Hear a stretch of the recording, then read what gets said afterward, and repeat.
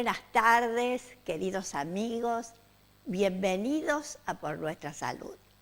Espero que estén bien a pesar de estos fríos terribles que estamos aguantando y que trataremos de soportarlo lo mejor que podamos. Y yendo al programa de hoy, vamos a hablar de los dolores recurrentes en los niños. Y estos dolores recurrentes pueden ser en miembros inferiores, pueden ser en el abdomen, pueden ser los dolores de cabeza, etcétera, que preocupan mucho a los padres porque el chico se despierta a la noche, tal vez llorando o quejándose, y entonces yo creo que se impone la consulta con el médico pediatra. Para conversar de este tema me va a acompañar la doctora María Laura Balaza. También hablaremos del déficit de atención en los niños, que se caracteriza porque el chico no puede mantener su atención en una cosa determinada, porque es inquieto, no escucha, no termina los deberes, o se olvida de las cosas o las pierde. Para conversar de este tema me va a acompañar la psicopedagoga Karina Bersano.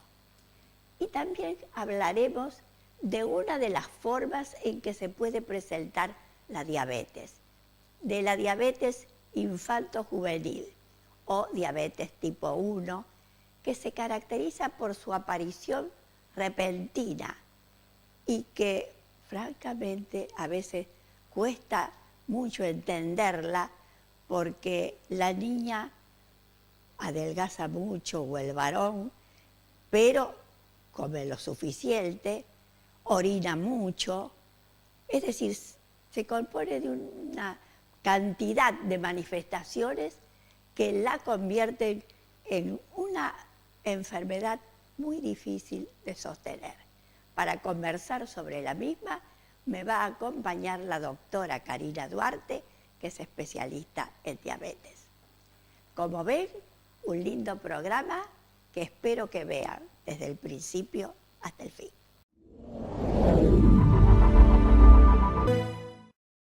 Me está acompañando en esta parte del programa la especialista en pediatría, doctora María Laura Balaza, a quien le agradezco mucho que haya venido. No, gracias por la invitación, una vez más.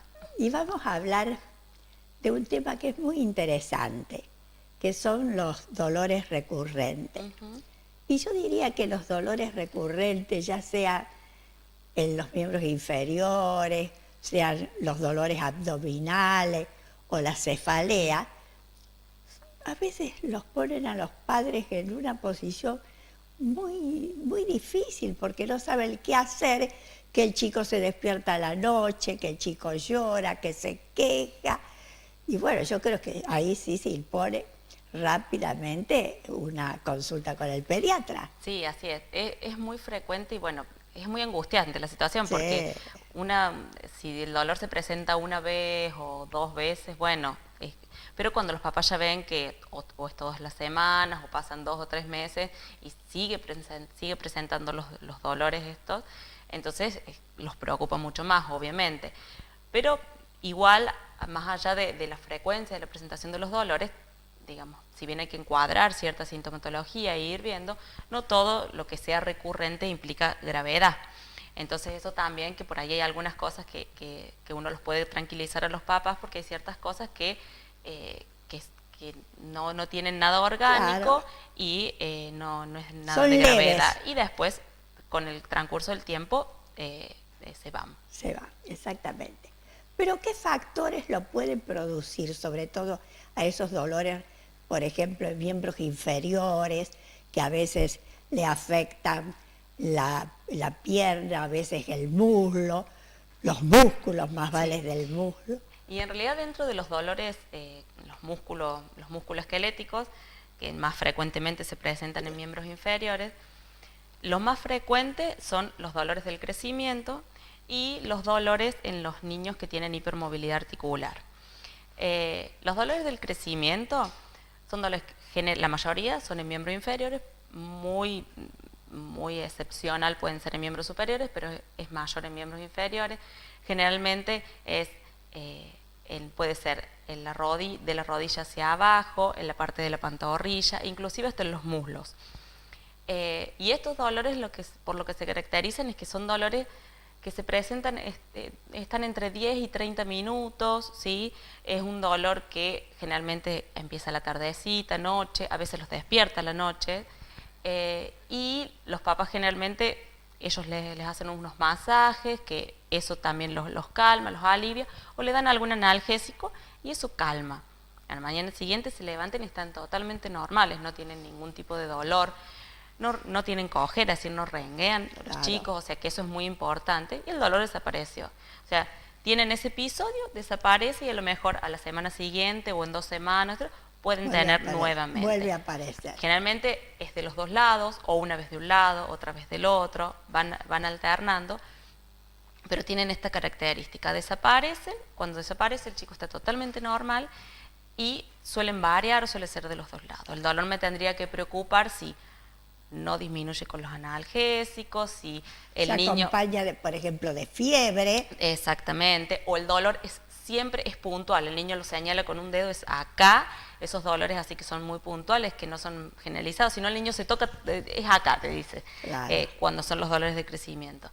Entonces, esas cosas, si el dolor es puntual, si se acompaña de fiebre, si no cede, si lo hace renguear, todo ese tipo de cosas son las que tienen que preocupar y consultar. La mayoría de los autores dicen que posiblemente esos dolores de crecimiento, sobre todo, sean porque el chico tiene una actividad física muy grande.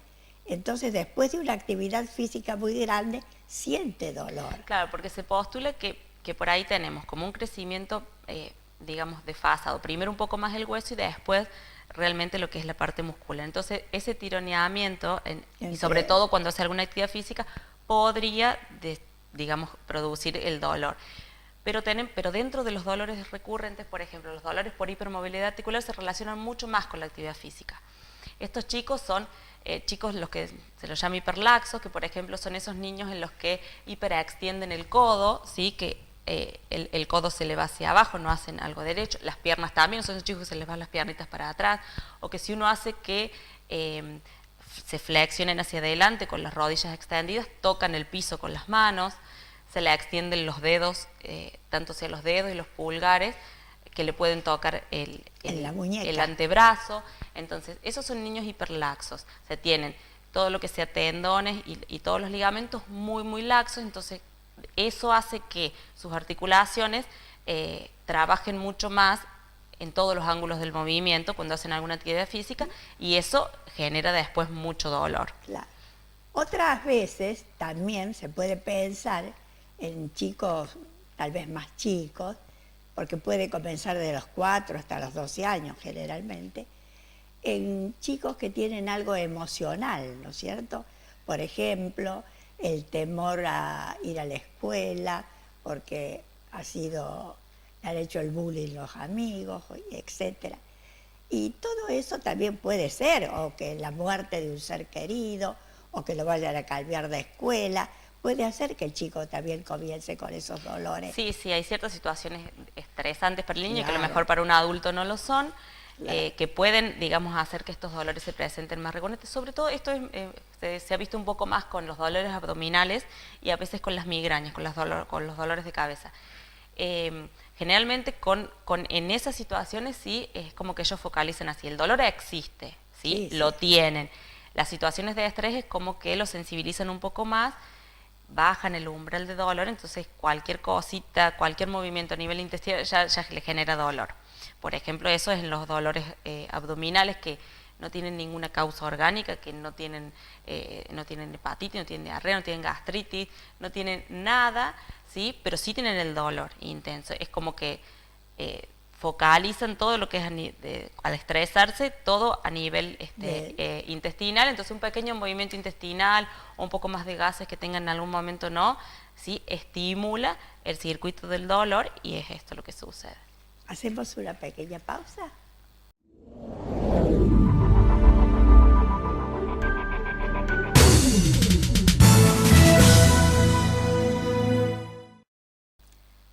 también vamos a hablar de los dolores abdominales, que a veces por situaciones leves, por ejemplo, los gases o un cólico, el chico muestra dolor. Y es un dolor también como el dolor al que te referías anteriormente, que a veces lo tiene un día, otro día no lo tiene, a la semana vuelve con el mismo dolor, es decir, que es común en él. ¿Y qué podemos decir acerca de esos dolores? ¿Cómo se puede manifestar? ¿De qué manera? Bueno, en realidad dentro de los dolores abdominales recurrentes, hablando de lo que es funcional, como hablábamos antes, es decir, que si uno hace estudios, por ejemplo, ecográficos, no hay nada, o análisis de sangre, no encuentra nada.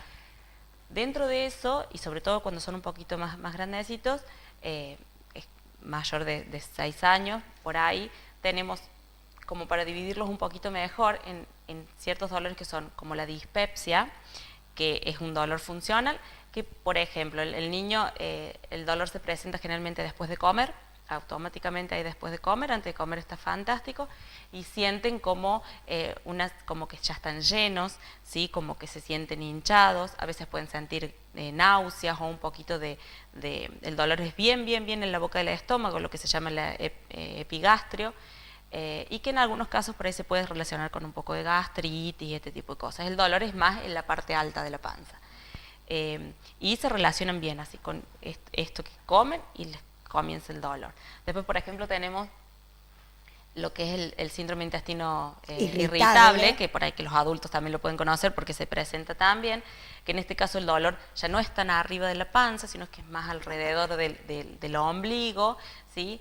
Que en este caso intercalan por ahí el dolor de panza y con periodos de constipación y periodos de diarrea. Y van de un lado para otro, sin ser una gastroenteritis algo viral, sin ser parásitos, o sea, van de un lado hacia el otro, ¿sí? Y los dolores son bastante intensos, sudoración, les genera palidez en los momentos de dolor porque son dolores cólicos intensos. Claro, y hay que decir, porque me parece muy importante, que ciertos dolores de eso, que aparecen como que son muy fuertes, que molestan mucho, en realidad son cosas muy simples.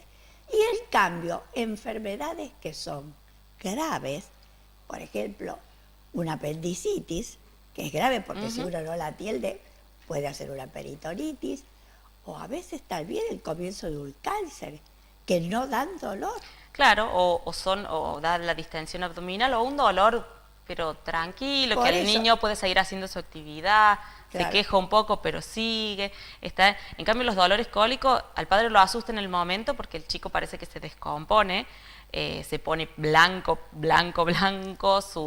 con mucha sudoración porque se desencadena el reflejo vasovagal, entonces parece que fuera mucho más de lo que es. Y cuando cede ese dolor están fantásticos. Claro, pero el cólico lo que tiene que uno no le hace mucho caso en realidad, es porque es como algo que pasa, viene y pasa, es decir, es algo muy corto, sí. No es un dolor continuo, nada por el estilo. Exactamente. Y eso también es importante. Ahora bien, también aparece como un calambre a veces en el chico, hay un calambre en el estómago que tú buscas. Y a veces eso es simplemente por el paso de gases o de materia fecal o una gastroenteritis vírica, etcétera, que ahora hay muchas, ¿no? Sí. Que ahora hay muchas. Y ya hablando de los chiquitos muy chiquitos, de los lactantes, que tienen esos cólicos que son terribles y que también son al anochecer, generalmente aumentan. Si los ha tenido en el día, a la noche aumenta, y que los padres no saben qué hacer porque no duermen y a veces dice hay que becerlos, pero no, yo creo que es mejor prender la máquina de lavar y ese sonido así los tranquiliza. Hay muchos niños que ¿no es cierto? Y después, o si no, llevándolos a dar una vuelta en auto, se tranquilizan un poco. Claro, eso tiene que ver mucho, o sea, a ver, estos dolores cólicos son exactamente por lo que hablábamos antes, que se distienden las asas intestinales, se llenan de gases, eso genera dolor. El niño llora, traga más aire, y más dolor y sigue llorando, entonces es un círculo vicioso. ¿qué hay para hacer así como nada específico? O sea, medicamentos, no, ni siquiera los analgésicos que uno pueda dar, porque el mecanismo del dolor no es el que uno pararía con estos medicamentos, Claro. con paracetamol o con los analgésicos comunes.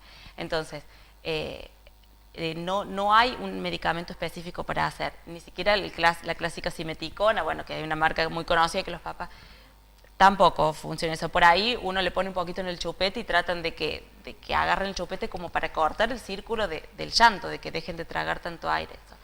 Y siempre se recomiendan los masajitos, el masaje como en bicicleta, el presionar las piernitas sobre el abdomen. Se tratan de hacer todas estas cosas. En algunos niños funcionan y en otros no. Y cada mamá le va encontrando la vuelta de cómo ir manejándole. Lo que sí es que la única solución es que crezcan. Pasados los 3 a 4 meses, ya desaparecen. Es como que no hay mucho para hacer. No hay mucho para hacer, pero sí hay mucho para quejarse. Sí, sí, porque es desesperante, hay pobre. Mucho para quejarse. Sí. Bueno, Laura, está muy lindo todo. Yo seguiría mucho más, pero me dicen que hemos terminado. Perfecto. Te agradezco mucho y muchas gracias. Muy bien, como siempre. Yo me voy a la pausa. Usted, por favor, no se mueva del 6.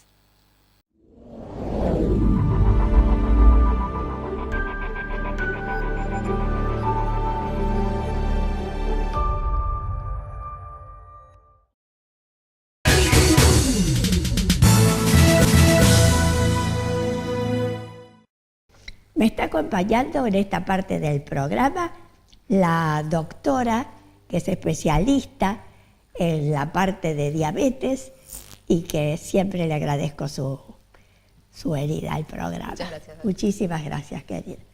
Y hoy vamos a hablar de la diabetes que yo digo que es la más mala, la diabetes juvenil, porque se porta muy mal, se porta muy mal con un chico joven, con una chica adolescente. Es terrible, terrible. Tener que ir a todos los lados, colocándose la insulina, cuidándose lo que va a comer. Yo creo que es una fea experiencia de vida para los que lo sufren, ¿no?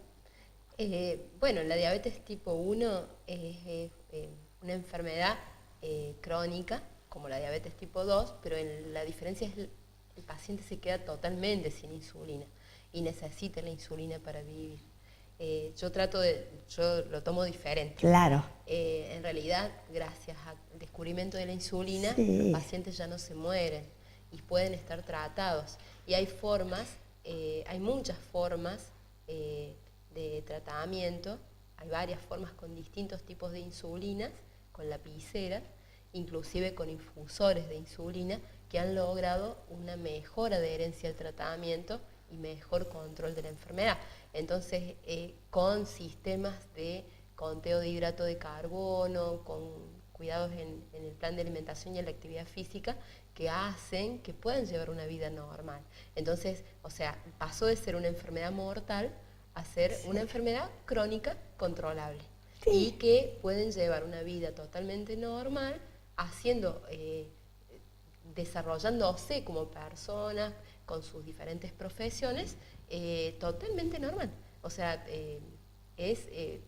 lo difícil muchas veces, y sobre todo cuando el diagnóstico es en la adolescencia, es la aceptación de la enfermedad. Bueno, por eso digo. Y en el caso de no aceptación de la enfermedad es muy difícil llevar el tratamiento para ellos, para los pacientes. Entonces tenemos que lograr primero la aceptación y luego recomenzar el tratamiento. Claro, hay que educarlo. El paciente diabético tiene que ser muy educado, pensando que la diabetes la va a llevar desgraciadamente toda su vida.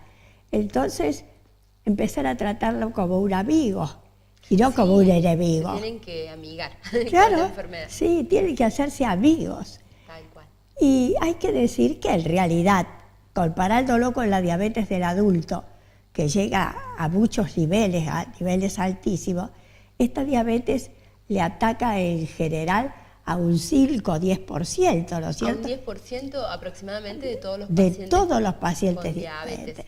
Y aparece a cualquier edad. Es más frecuente en niños y adolescentes, pero puede aparecer también en adultos y en personas mayores, porque aparece de forma brusca, se quedan totalmente sin insulina. La causa más frecuente es por anticuerpos, anticuerpos que van destruyendo las células que producen insulina y que determinan la falta total de insulina, y el tratamiento es el reemplazo con insulina. Por eso se deben medicar permanentemente. Claro, hay que decirles eso a los pacientes, porque ellos dicen, ve, mi tía, mi sobrina, ellos no, toman una pastilla y con eso es suficiente. El ver nosotros tenemos que pincharnos a la mañana, a las 12, a la tarde, a la noche. Claro, es un distinto sistema de vida. Inclusive, para el control de la glucemia hay diferentes formas de monitoreo que se logran. Hay parches, vienen parches que se pueden colocar en los brazos, en el abdomen, que miden la glucosa, parches que duran 15 días y que miden la glucosa por Bluetooth y que pueden hacerse múltiples determinaciones en el día sin necesitar un pinchazo. Entonces, esas son tecnologías que están viniendo, todavía no están en la Argentina, claro, pero van a aparecer. Entonces, es como que hay mucho que está en investigación, mucho que va a aparecer, pero permanentemente hay cambios y mejoras en el tratamiento, porque es importantísima la adherencia al tratamiento del paciente. Si no hay adherencia al tratamiento, aparecen las complicaciones, aparece el mal control, las complicaciones agudas, que son, en el caso de la cetoacidosis aguda, que es una descompensación que puede ser mortal, o el caso de la hipoglucemia, claro, y el caso de las complicaciones crónicas que puede afectar a nivel del ojo, a nivel de los riñones. Donde haya arterias. Donde haya arterias. Donde haya arterias. Es una enfermedad de las arterias, eso hay que decir, para que se convenzan de que le puede tocar a cualquier otro órgano, que le puede tocar a la vista, le puede tocar al riñón, no solamente al corazón, sino a todas las vísceras, digamos así, y las de los pies también. ¡Ay, terrible! Ahora se dice que, por ejemplo, intervienen en la génesis de esta enfermedad factores ambientales y también factores genéticos. Sí, la diabetes tipo 1 no tiene mucho que ver con la genética. En realidad no es muy hereditaria. Puede pasar que un varón que tenga diabetes tipo 1 tenga más riesgo el hijo de tener diabetes, pero en una frecuencia muy disminuida. Es más frecuente en hermanos gemelos. La diabetes tipo 2 es la que es más hereditaria. Sí, pero dice que también el factor ambiental es el muy factor importante. Ambiental, por eso tiene picos en otoño, otoño e invierno, porque se cree que hay una, en el caso de las infecciones virales, que aparecen más en otoño e invierno, se cree que hay una reacción cruzada. Hacen anticuerpos contra las infecciones virales y hacen anticuerpos cruzados contra las células que producen insulina en el páncreas. Entonces hay anticuerpos los anticuerpos que tratan de defender contra los virus también atacan a las células que producen insulina y destruyen las células. Entonces aparece la diabetes tipo 1. Por eso se cree que hay un comportamiento ambiental que favorece. Es importante, por los virus, etc. Por los virus. Hacemos una pequeña pausa.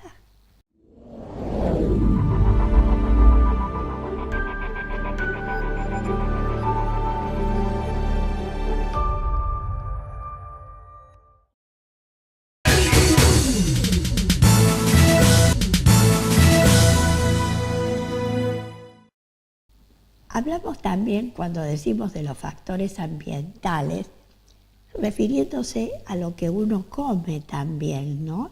Parece ser que ahora lo están ligando un poco a, por ejemplo, a la diabetes, lo están ligando un poco, por ejemplo, a ciertas enfermedades, como por ejemplo la enfermedad celíaca, que parece que una de las sustancias de las enfermedades celíacas, que sería la gliadina, que también se dosifica. Sí, lo que pasa es que en realidad no tiene que ver con la alimentación, la diabetes, la relación, sí, sino no, porque son enfermedades autoinmunes. Exacto. Cuando hay en la diabetes tipo 1 por anticuerpos, hay anticuerpos que destruyen las células que producen insulina. Y en la enfermedad celíaca hay anticuerpos que actúan a nivel del intestino y que producen mala absorción. Entonces, cuando se ingiere esta proteína que contiene gliadina, que son los alimentos que tienen TAC, trigo, avena, cebada y centeno. Entonces, tanto la diabetes tipo 1 se puede asociar a enfermedad celíaca, a enfermedad tiroidea, autoinmune, a vitiligo y a algunas enfermedades reumatológicas también, como artritis reumatoidea, lupus. Entonces, puede venir asociada a ese tipo de enfermedades.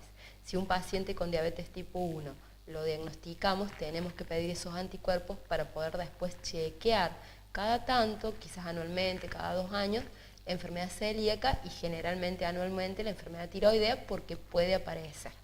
Bien. Ahora, yo creo que, por ejemplo, el diagnóstico se hace muy fácil, ¿no es cierto? Bueno, muy fácil no, tal vez, porque cuando va una chica, por ejemplo, de 15 años y de pronto empieza a tomar una gran cantidad de líquido, empieza a comer también mucho, pero adelgazar al mismo tiempo en vez de engordar. Claro, porque no tiene insulina. Porque no tiene insulina. Justamente ese es un marcador, la pérdida de peso, de que falte insulina. Bien. Entonces, sí o sí, en ese paciente en ese momento está necesitando y se lo empieza a tratar con insulina. Ahora, ¿es fácil en general darse cuenta del comienzo de la enfermedad? Y lo que pasa es que si el paciente o la familia no está muy relacionada con la enfermedad, por eso digo, por ahí no se van a dar cuenta, sobre todo con niños pequeños. Pero si los relacionan y tienen algún aparatito para medir del abuelo, del tío, o lo llevan al médico, muchas veces pasa que el paciente debuta con la enfermedad después de una infección y justo le hacen el laboratorio y detectan una hiperglucemia no tan elevada. Pero en algunos casos directamente los pacientes pasan a terapia intensiva con un debut muy catastrófico, pero porque pasó desapercibido para los padres o para los familiares, ¿no? Claro. Entonces digamos, tienen que llevarlo al médico. No, por supuesto. Ante determinada situación. Pero quiero decir que es una situación difícil de poder diagnosticar a veces enseguida, porque si eso le ocurre, por ejemplo, a la chica o al joven en el campo, en una excursión, ¿me entendés? Que nadie conoce nada de eso, entonces se produce, sí, un susto bárbaro. Generalmente pasa que están con mucha sed y toman coca común o gaseosas comunes, entonces es como que le echan más leña al fuego. Más realmente azúcar, aumentan más el azúcar. Más el azúcar. No, pero sí, yo creo que eso suele pasar. Pasa que, bueno, obviamente los pacientes cuando son sanos no van al médico, no, sobre todo cuando son jóvenes. No sí pasa que cuando ya son adultos mayores de 45, 50, 60 años hacen chequeos, pero menores no. Los pacientes generalmente googlean mucho en internet y ante determinadas situaciones ellos evalúan y ahí sospechan, pero porque están muy familiarizados, pero si no, bueno, tienen que consultar. El tratamiento, en 4 palabras, porque dice que ya tenemos que terminar. Insulina. Insulina. No hay otra. Plan de alimentación, actividad física, educación, cambios de estilo de vida. Y caminar mucho, no quedarse, no hacer una vida sedentaria. Sí, cuando hacemos el diagnóstico y la glucemia está muy alta, no lo tenemos que mandar a caminar en ese momento hasta que no estabilicemos al paciente. Pero una vez que ya está estabilizado y comenzó el tratamiento con insulina y las glucemias están mejores, sí, plan de alimentación, actividad física regular. La verdad es que los pacientes cuando aceptan la enfermedad llevan una vida muy bien, se sienten bien, inclusive están muy mal cuando están con las glucemias altas, que cuando empiezan el tratamiento y recuperan peso, realmente se sienten vitales nuevamente, así que es muy importante. Es muy importante eso, pero hay que recordarles también a todos los diabéticos, no solamente a los jóvenes, que tienen ellos que saber que su enfermedad es, por desgracia, para toda la vida, y entonces tienen que tratar de encauzar su vida de una manera que eso no represente una cosa dura, una cosa que los deprima, sino tratar de vencerla. ¿Eh? Sí, no te totalmente. des por vencido ni aún vencido. Totalmente. Bueno, querida mía, muchísimas gracias como Muchas siempre. gracias.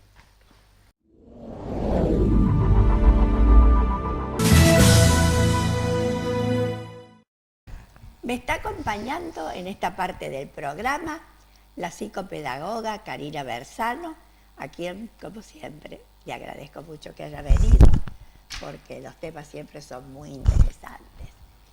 Y hoy, Karina, ¿qué te parece? Vamos a hablar del déficit de atención, de esos chicos que no pueden mantener la atención por un tiempo prolongado, que no escuchan, parece que no escucharan las cosas, que uno le dice tenés que hacer esto y no lo hacen, que empiezan a hacer las cosas y no las terminan, que dejan los objetos o juguetes en un lugar y después no se acuerdan o los pierden. Exactamente, sí, Ñata. Vos un poco describiste cuáles son las características de estos niños, pero bueno, lo importante un poco de aclarar con relación a este trastorno es que tiene una base neurobiológica, que es un trastorno que se diagnostica en la infancia, que son síntomas que ya deben aparecer en la infancia, deben aparecer antes de los 12 años y que se diagnostica después de los 6 años este trastorno, ¿sí?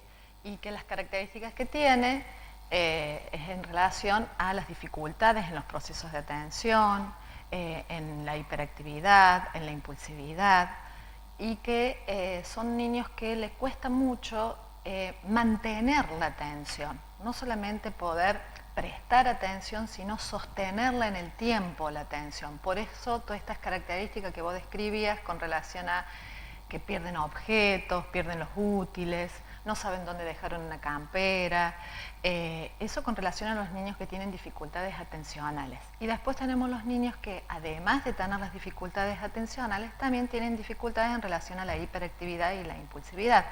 Son niños que son mucho más hiperactivos o más activos que otros niños de su edad, que eso es lo importante tener en cuenta, porque los niños de por sí, a una determinada edad, son hiperactivos, tienen movimientos normales y esperables para la etapa. Más chicos, cuando son más chicos. Exactamente. Exactamente, Como un los niño de chiquitos 3 jardín, años, los claro. chicos de jardín. Un niño de 3 años, de 2 años y medio es esperable que sea activo, Claro. ¿sí? ¿Por qué? Porque tiene que ver con la etapa del desarrollo que está, por la etapa evolutiva en la que se encuentra. Entonces lo que tenemos que tener en cuenta es que estos síntomas se intensifican o perduran en el tiempo con relación a la hiperactividad. Y después tenemos niños que también son impulsivos, son aquellos niños que te contestan antes mal, o que son aquellos niños que no piensan lo que van a decir o que actúan antes de pensarlo.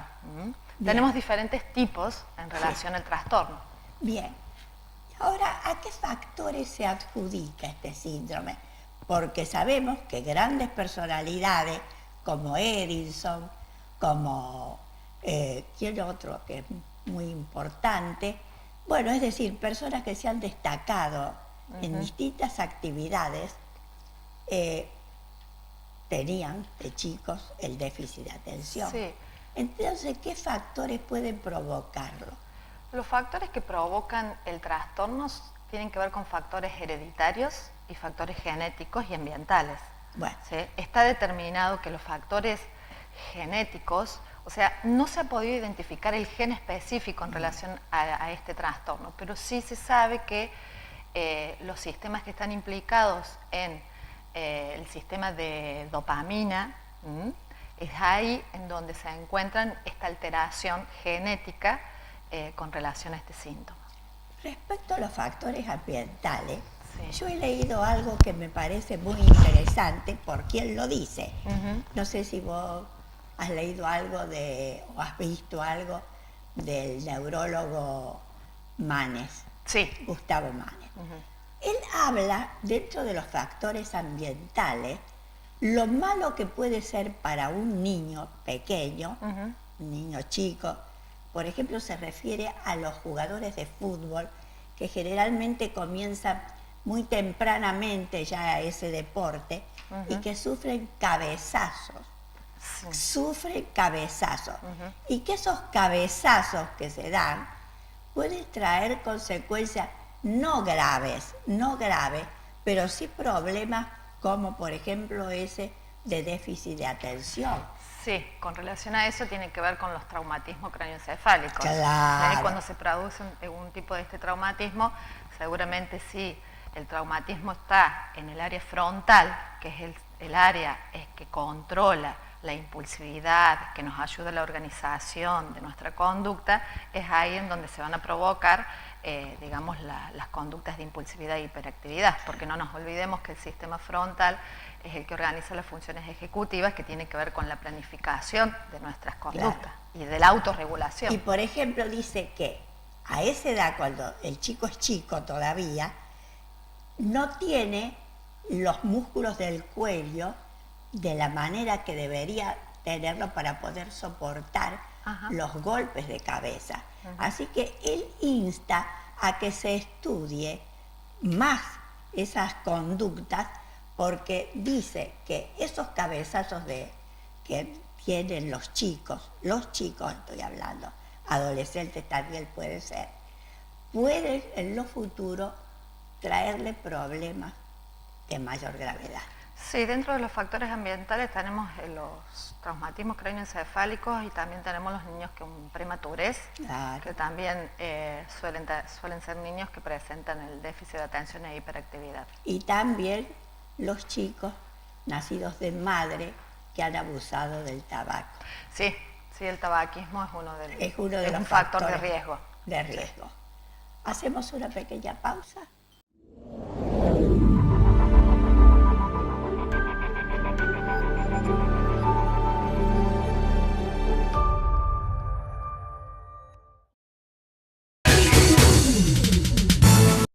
Karina, entonces ya hemos hablado de los factores que pueden hacer que se produzca este síndrome.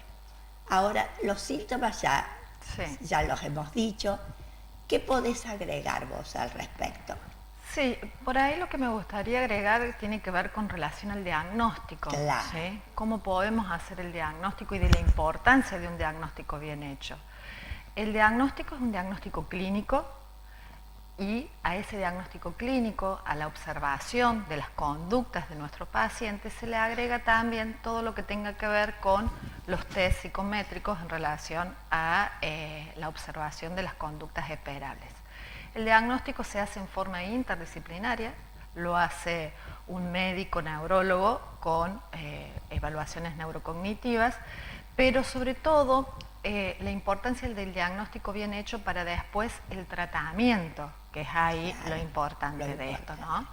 Y bueno, más allá del diagnóstico, una vez que tenemos el diagnóstico, que lo tenemos que hacer, como dijimos, en la infancia, que no lo podemos diagnosticar a los 20 años al déficit atencional con hiperactividad, sino que se diagnostica antes de los 12 años y después de los 6 años se diagnostica, ¿sí? Porque es esperable también hasta los 6 años la hiperactividad.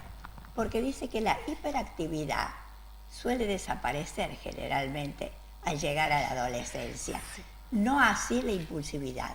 Sí, lo que desaparece o tiende a desaparecer o disminuye es la hiperactividad, pero no así el déficit de atención. Sí. El déficit de atención es lo que más perdura. Es lo que más perdura, sí, eso sí. Y bueno, y un poco con relación al diagnóstico, el diagnóstico es multimodal, el tratamiento es multimodal, la importancia de la intervención farmacológica, ¿sí? Por eso la intervención de un médico pediatra, un médico neurólogo, un médico psiquiatra, y el tratamiento desde la psicología cognitiva conductual. Claro. Que la importancia con relación a que el paciente pueda aprender a manejar sus propias conductas. ¿Sí? Y ahí está la base, digamos, de la intervención del tratamiento. Claro. Porque son pacientes que son conscientes de que no pueden controlar su conducta. Claro. Y que no pueden esforzarse para prestar atención, de que no la pueden sostener, que no pueden terminar las actividades. Entonces, a medida que avanzan en edad, son pacientes que comienzan a darse cuenta de sus propias dificultades y deben aprender a manejar estas conductas. Claro. es muy importante eso, sobre todo lo que vos dijiste al principio y lo volviste a decir, que eso se tiene que diagnosticar en la edad pediátrica, ¿eh? Porque si no, más tarde va a ser un adulto con el mismo síndrome de atención. Sí, y sobre todo porque es un trastorno que suele aparecer en comorbilidad con otros trastornos. Entonces, si no se diagnostica a tiempo, se agrega un trastorno de conducta, una oposicionista desafiante, suele agregarse un trastorno de aprendizaje, un trastorno de ansiedad, ¿sí? Porque generalmente no aparece en forma pura este trastorno, sino que aparece asociado con otro. Bueno, y en la práctica diaria, ¿se ven muchos de estos casos?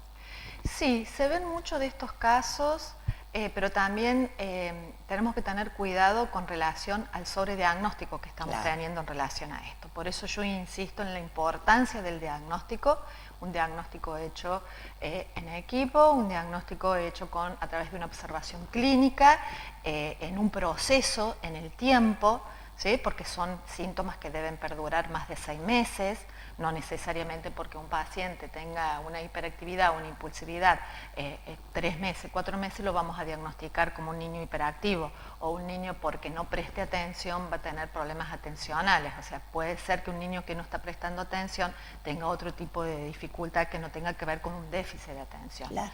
Por eso hay que hacerlo en el tiempo. Un factor emocional. Seguro, seguro. Eso hay que tenerlo en cuenta. Sí. El chico que, bueno, o no le gusta ir a la escuela porque no es interesante para él, no le brinda ningún interés, o también por otras causas, la pérdida de un hermano. Seguro.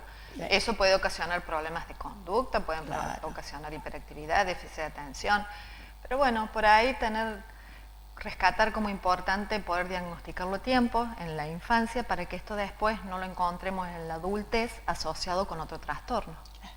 Trastornos que, por ejemplo, el de la impulsividad, ese es el peor, creo. Sí. Porque no permite a nadie hablar, es decir, lo interrumpe continuamente, incluso tiene, digamos así, actitudes malas contra los adultos.